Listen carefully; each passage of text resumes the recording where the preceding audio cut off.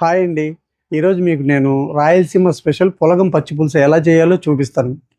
ఒక్కసారి తిన్న వాళ్ళు మళ్ళీ మళ్ళీ తినాలనిపించేంత గొప్ప రుచిగా ఉంటుందండి ఈ పులగం పచ్చి పులుసు. తక్కువ సమయంలో తక్కువ పదార్థాలతో సింపుల్గా ప్రత్యేకమైన సందర్భాల్లో లేదా పండగలకైనా చేసుకోవచ్చండి.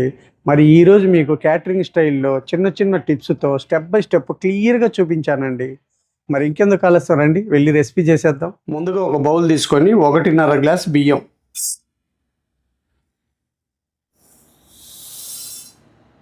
మనం 1.5 గ్లాసు బియ్యానికి 1/2 గ్లాసు పొట్టు పెసరపప్పు,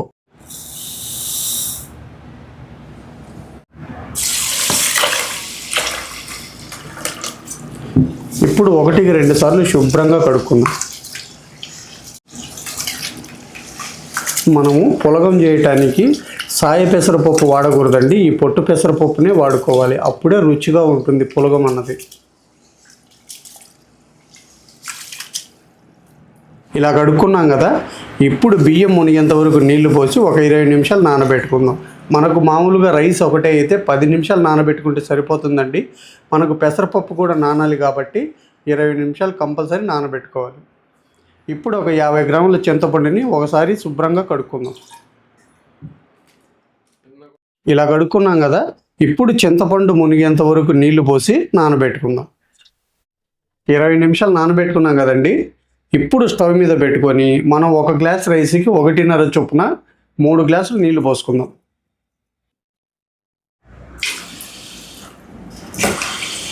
మూడు గ్లాసులు నీళ్లు పోసుకున్నాం కదా, ఇప్పుడు ఇందులోనే 1/2 టేబుల్ స్పూన్ ఉప్పు. ఇప్పుడు ఒకసారి కలిపేసి ఈ రైస్ అంతా దగ్గర పడేంత వరకు ఉడికించుకుందాం.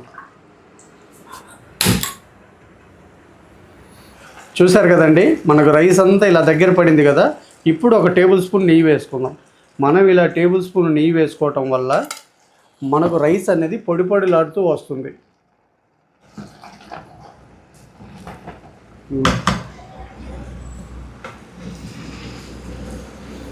ఇప్పుడు మూత పెట్టి స్టవ్ని లో ఫ్లేమ్లో పెట్టుకొని 8 నిమిషాలు మగ్గించుకుందాం.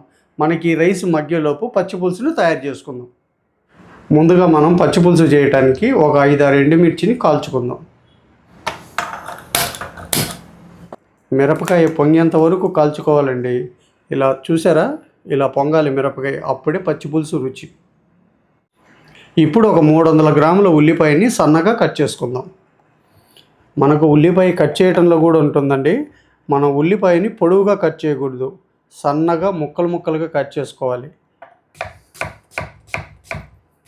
అలాగని మరీ సన్నగా కూడా కట్ చేయకూడదు. ఇప్పుడు చూపిస్తాను చూడండి, ఇలా కట్ చేసుకోవాలి.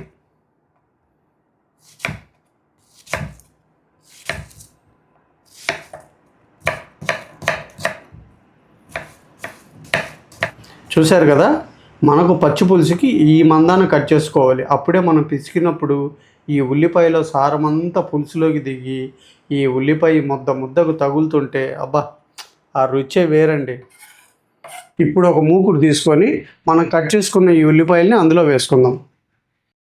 అలాగే టేబుల్ స్పూన్ రాళ్ళ ఉప్పు.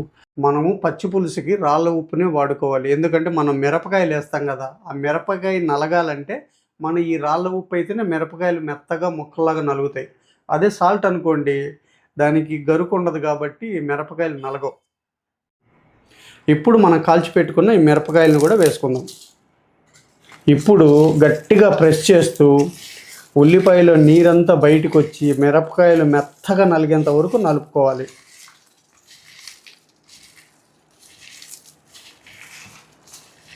మనకి ఈ ఉల్లిపాయలని ఎంత నలిపితే మన పచ్చి పులుసు అంత కమ్మగా ఉంటుందండి.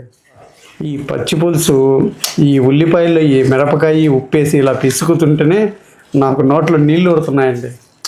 చూశారు కదండి, ఉల్లిపాయల్లో నుంచి నీరంతా బయటకు వచ్చేసింది. ఇప్పుడు చింతపండు పులుసును పోసుకుందాం.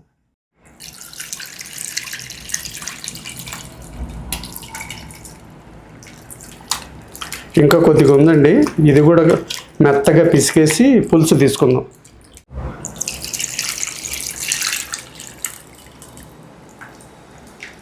ఇలా వేసుకున్నాం కదా, ఇప్పుడు ఇందులోనే మనకి ఈ ఉప్పు పులుపు కారాన్ని బ్యాలెన్స్ చేయడానికి కొద్దిగా ఒక 5 గ్రాములు బెల్లం వేసుకుందాం.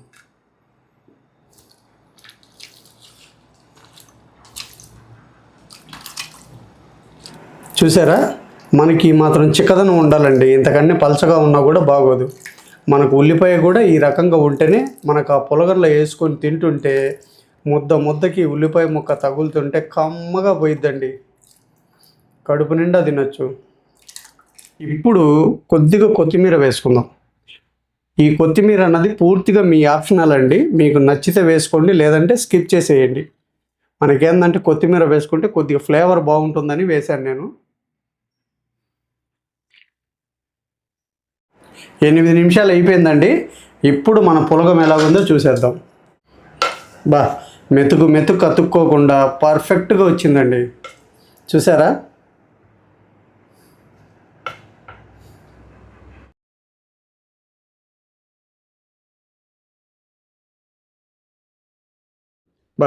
ఈ వేడి పులగంలో ఆ పచ్చి పులుసు వేసుకొని 2 చుక్కలు నెయ్యి వేసుకొని తింటే మామూలుగా ఉండదండి.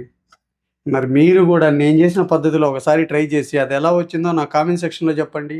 వీడియో నచ్చితే లైక్ చేసి, షేర్ చేసి మన ఛానల్ని సబ్స్క్రైబ్ చేసుకోండి. మళ్ళీ రేపు ఒక మంచి రెసిపీతో మీ ముందుకు వస్తా. Thank you.